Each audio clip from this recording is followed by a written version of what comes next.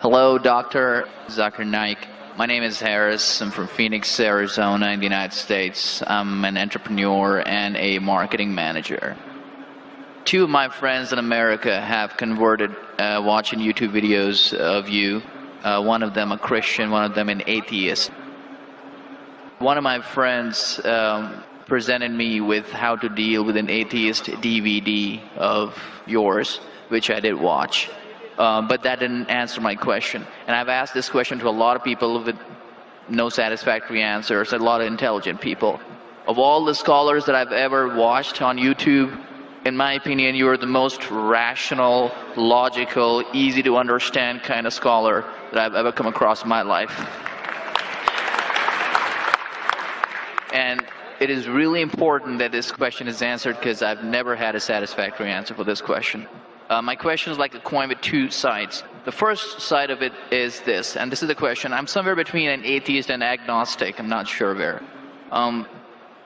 God has created this entire universe, and the Quran speaks a lot about how it has taken so many days and mountains and this and that, and life is going to be a test and whatnot. My question is, way before God decided to create this entire universe, before he decided to put human beings, before he decided to send Prophet Muhammad or Adam and Eve, way before he even planned about doing any of this, he knew the end result of it. He knows in the end he will be disappointed by certain people and he will throw them in hellfire. He knows they will be burning. He knows they'll be tortured, and that is when they'll be repenting for what they've done. Way before he created the entire universe, he knows the outcome is gonna be bad. It may be good for certain people who are in heaven, but he knows that he can save those people from being in hell. Way before he even decided to go ahead with the creation. Yet he decides to go ahead with it, with all his godly logic. Why would he want to do that? The question, if I can just put it in this manner, how can God be so sadistic that he would actually go ahead with a plan which he knows is going to end up in that manner? That's the first side of the coin. The second side of the coin is, for some reason, if I believe that, okay, God is almighty and he understands everything is great, God is great. Why is God insisting in the Quran that look at the mountains, look at the protons, the electrons, this and that, everything is so synchronized, how amazing I am. Why is he forcing us to find his creation amazing when it is a piece of cake for God? I mean, he just had to say kun and it was done. Then why is it a big deal if God has made this entire universe which is so amazing? Because for God it's nothing. So I should not be really amazed at his creation. He can do much more than this. So I do not understand why he wants us to respect what he's done or find it amazing what he has done. The brother asked a very good question and a very intellectual question. It's a very good question. And he has seen some of my tapes on YouTube, even of atheism. And this question that is troubling him, he hasn't got the answer to. The brother asked the question that Almighty God knows everything before he created the heaven and the earth, before he created human being. Even if one person goes to he could avoid that. Hell, he could have avoided that. I mean, he could avoid being disappointed. Of course. I'll reply. The brother said, even if one person goes to hell, it is as though God would be disappointed. Now coming to your question, I started a school. And you may have heard Islamic International School. If a teacher takes an examination, if she is just, while she is giving the examination, she writes in the maths paper 2 plus 2 is equal to how much? The student in front of her or him, the teacher, writes 5. She can very well tell the student, change 5 to 4. Would it be just on the teacher during the test and examination to correct a student who's writing a wrong answer? Right, but if she has an option that the student doesn't need to do any of that and still No, I'm asking you a simple question. I'm asking you a simple question. The teacher has given the question paper. Right. All the students were informed about it. You're right. For that particular situation, For that particular situation, the teacher can tell, dear student, change 5 to 4. What will the other students think about? Unjust. But God can be just at the same time. He can create a completely different condition. He doesn't have to go ahead with that situation. He's not bound by any situation. Brother is saying Almighty God can create something which is perfect and will not make mistake, correct? That Right. God has already done. He created the angels. God created the angels. The angel never go against any commandment of God. But human being is a better creation than angel. The angels have got no free will of their own. If you have heard my tapes, if you have not heard, I'll tell you now. The angels are a creation of Almighty God, but not the best creation. Almighty God created the human beings. The human beings have a free will to go against God or to follow God. If you have chosen to be a human being, if you disobey His commandments, you go to hell. If you obey His commandments, you are superior than the angel. Because the angel doesn't have a free will of his own, then he follows God. It's nothing great. The human beings are the better creation of Almighty God. Almighty God has given a free will. That's a different question that Almighty God knows. Because He has ilm-e ghaib, He has knowledge of the future. He is more superior. So He has created such a creation which has a free will. The fault is of human being, not God. No, but God has created us with that fault, and He knows He can Not avoid fault, that. not fault. It's not fault, brother. It is free will. Why is He giving us a free will when He knows He's going to eventually put these many people in hell? Why is He doing something? That is a different creation. Like, would you want to create something which can think on its own, or would Why you want would to? someone so compassionate can also Brother, be that's what specific I at the tell you. same time? What you want, God has already created an angel. I'm asking you, which is better? An angel following Almighty God or a human being following Almighty God? Which is better? For me, absolutely, if I get a second chance, I would want to be an angel. Why would I risk going to Second hell? chance, correct. That's why Almighty God says in Surah Araf, chapter number 7, verse number 172, Almighty God brought all the human beings from the loin of Adam and asked them, is there one God? All agreed. Almighty God says in Surah Hashar, chapter 59, verse number 21, if Almighty God revealed the Quran on the mountain would shudder down. Almighty God says in Surah Ahzab, chapter 33, verse number 72, it is the human beings who were fools who said we want to be human beings. You and I were fools. Now you cannot backtrack. Once you said you want to appear for the test, once you read the test paper. Nobody asked me. They asked Adam and Eve. No, brother. Quran says every human being was asked. And then it is washed off. This memory is washed off. If the memory is away, the test, Almighty God says in the Quran, do you want to be a human being? If you become a human being, you can become superior to an angel or can get inferior. If you don't want to become a human being, just pass. Even for argument's Brother, sake, even in that please case. let me complete. You ask the question. All right, go If ahead. you Sorry. interject, I will answer. Sure, go ahead. So Almighty God asked the human beings, and the Quran says, we human beings were fools, you and I both, were fools who opted for the test. Now once you undergo a test, if you follow the commandment after free will, you be superior to an angel. If you disobey Allah, you become inferior to an angel. We wanted to pass with distinction, you and I. You told, I don't remember. Of course you will not remember. And even I don't remember. But I believe in the Quran. On the day of judgment, Almighty God says, not a single human being will object to the justice of Allah. That will come to know on the day of judgment. Only thing we'll say, please give us one more chance. Almighty God will say it's too late. Because if He wants to give you a new chance, even I'll have to come back in the world again. Again, everyone. So those who failed, He can't get only the failures. So the Quran says no one will ever object on the justice of Allah. They will request Allah, give us one more chance. Almighty God will say too late. Almighty God gives us chances in this world itself. You make a mistake, Allah gives you a chance to repent. You repent, Allah forgives you. Again you make a mistake. Once you die, it's only one. So as far as the first question is concerned, why did God create? Because it's a better creation. Any logical person, including you, has to agree that a person who has the free will is a better creation than a person who has no free will. Only your question you don't remember is perfectly right. When you die, when you're resurrected, that time you and I will meet. Then you will say, I remember. Even I don't remember now. But I have faith in the Quran that Quran cannot be wrong, because scientifically, if you heard my lecture, 80% of the Quran is 100% matching with science. 20% is ambiguous, neither right, neither wrong. So my logic says when 80% is 100% correct and not even 0.1% of the 20% is wrong, so my logic says even this 20% would be right. I'm a scientific person, I'm a logical person. So I believe in the statement of the Quran that we chose. If you wouldn't have chosen, you could have questioned God. Why did you make me a human being? Then God would have been at fault. But God says in the Quran, He asked. The mountains were afraid. Everything else was afraid. We human beings opted for this. But do you remember being asked? I don't remember being asked. Brother, if you heard my answer, even I don't remember. But if you remember, then where is the test? Imagine if a teacher teaches you something. Teacher teaches you something. Teacher gives you the book. The teacher has to take away the book for the test. If the teacher says, okay, take the book and answer, where is the test? Okay, but why?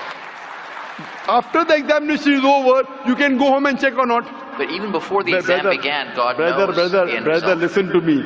After the examination is over, can you go and check home or not in the textbook? Absolutely. But during the examination, can you check? No. So now the examination is going on, brother. Once it's over, you can check. If you tell teacher, I want to see the textbook, I don't remember. No. During the examination, you cannot refer to the textbook, it will be called cheating. Correct? So once the examination is over, if you don't remember, you tell God, what is this illogical? But Quran says not a single human being will object to the justice. Let the test get over. So today, I being a scientific person, I being a logical person, based on my knowledge of science, based on my logic, when I read the other scriptures and when I read the Quran, I find Quran is the only book, only religious scripture on the face of the earth which passes this test. So therefore I, being a scientific person, being a logical person, agree, okay, fine. This statement of the Quran also has to be right. I don't remember, that's the test. If I remember, where is the test? So that answers the first part of the question. First part, that saying that God was sadist. God is not sadist. For example, I start a medical college. I want the school students to go to medical. How many students who go to school enter the medical college? Just roughly, can you guess? Few. Surely less than 5%. Less than maybe 1%. So why did you make a college where only 1% can enter? Fine. It is for selected few. So same way God made heaven, Jannah, Jannat-e-Firdaus. Everyone cannot go to Jannat-e-Firdaus. Why not? Sorry? Why not? Why can't everyone go to medical college? Because it's human capacity. If humans were capable of being able to put everyone in medical college, they would. That's the way we are made. The same way everyone cannot become a doctor. Only those who have the capacity. Same way everyone cannot go to Jannat-e-Firdaus, the high levels of paradise. We have to strive. God has given you capacity. If you don't follow His guidance, you cannot. If you follow His guidance to go to Jannah, is very easy. If you are intelligent, it's very easy. If you are intelligent and if you are truthful to yourself. But if you are not truthful to yourself, even a non-intelligent man can go to Jannah. Only thing, you should be truthful. God has given you different options how to follow Him. Some people think they are smart. I tell them they're extra smart. If they were smart, they would see it is crystal clear in black and white that this is the word of God, you have to follow it. That's the reason Francis Bacon said, little knowledge of science makes you an atheist, in-depth knowledge of science makes you a believer in God. So I wouldn't say God is sadist. I said we were fools who opted to undergo the test. Not God. God gave you an option. What do you want to be? We chose. So we are responsible, not God. God is not a sadist, we are fools. That's what the Quran says. On the day of judgment you will come to know, inshallah, you and I both. Inshallah, if I go to Jannah, inshallah, I'll pray to God, I'll thank God. You know, I was a good person, I choose to be a human being. If you pass that, if you fail, then we will curse our own self. Hope that answers the question. The second part? Sorry, what was the second part? That even if I believe how almighty He is, how knowledgeable He is, why is He so bent on convincing us, look at the mountains, look at the electrons, look at the protons? The second part of the question was that why does Almighty God give references of the mountain that He's created this? For Him it is peanuts. So why is He talking? You know why is He saying? He's saying these peanut things, mountain, they would shudder. You human being who are superior, why don't you understand? Quran says in Surah Hashr chapter 59 verse number 21, had the Quran been revealed on the mountain would have fallen down to utter ruin. But to us human beings it makes no difference. He's giving these examples to show that these things which are so powerful, the mountains etc. which He has created, would have submitted their will. Why don't you human beings do? He's trying to give an example that we are fools. He's not trying to praise Himself. And whenever He asks us to praise Him, or when He says, for we say Allahu Akbar, God is the greatest, do you think it will change Allah? No. Whether you say 1,000 times Allahu Akbar or 1,000,000 times, He cannot become greater. He's already the greatest. The reason we say these things is because it is our human mentality, our human nature, that we follow the people who are famous, we follow the people who we praise. For example, your mother has a heart attack. There is an unknown person on the street who gives you the treatment. And you heard that the best heart specialist in the world is Dr. X. Now, will you follow Dr. X's advice or the person on the street who you don't know? Dr. X. Why? Because Dr. X is famous. People know him. He's the best in the world. So the reason in our salah, in our life, we say Allahu Akbar, Allah is the greatest, Allah is the most wise, Allah is the most intelligent. Why? If we say that, it doesn't benefit Allah. It benefits us. That if we praise Him, we follow Him. If we follow, we go to Jannah. To Allah, it makes no difference. Therefore, Allah says, will you not then believe? Will you not then understand? That means the Quran is revealed to the people for understanding. So He's giving this example not to make Himself great. He's already the greatest. Whether you say 1,000,000 times Allah is the greatest, it will not make a difference to Allah. He's telling it to you. Allah says in the Quran, Allah does not require you, you require Him. So when we praise Him, it is human psychology that the person you praise, person you talk great about, you tend to follow his advice. By following his advice, it will benefit you, it will not benefit him. He is already the greatest, He is already the merciful. So these are rules and regulations laid down. He is our creator, He knows our mindset. You are a student of science, correct? I am also a student of science. The moment I come to know, Allah mentioned these scientific facts which we came to know today, 50 years back, it increases my faith in Allah. Allah says in Surah Fussilat chapter 41 verse 53, Sanurihim ayatina fil afaqi wa fi anfusihim hatta yatabayyana annahu al-haq. Soon we shall show them our signs in the furthest regions of the horizons and into their soul until it is clear to them that this is the truth. So Allah is giving these examples so that it benefits us. For Him, it makes no difference. It is benefiting us, so He is giving us a chance to follow Him so that we can go to heaven.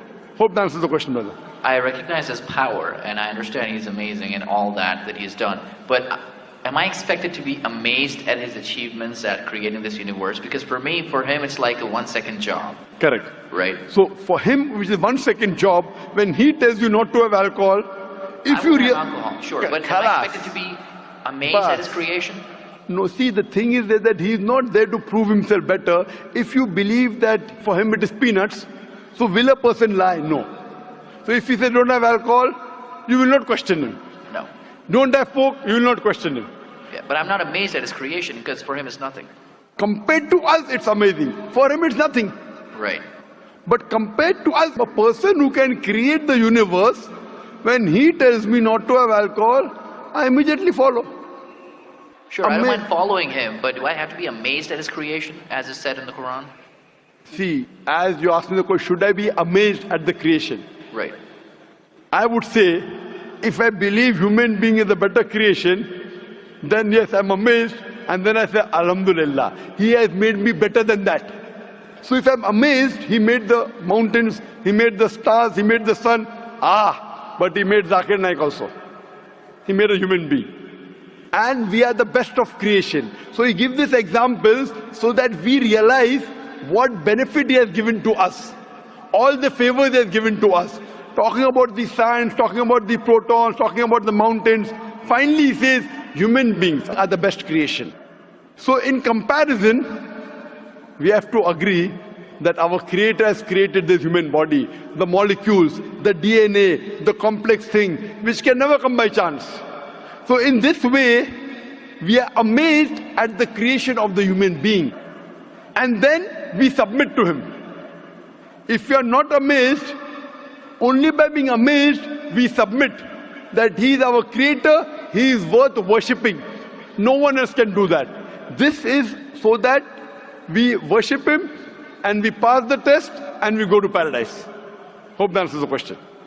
If Bill Gates gives me $100, should I be amazed that he has given me that money? I believe that the question has been answered, and unfortunately we are very constricted for time. You are welcome to come back tomorrow, inshallah. As with all of the brothers and sisters, we have come to the end of tonight's session, so please a very big thank you. I'll just give this last. It said, if Bill Gates gives you $100, should I be amazed? Will you get amazed?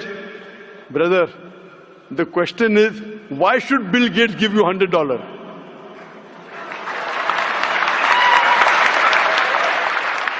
If you tell me a Tom, Dick and Harry gives you $100, nothing to be amazed.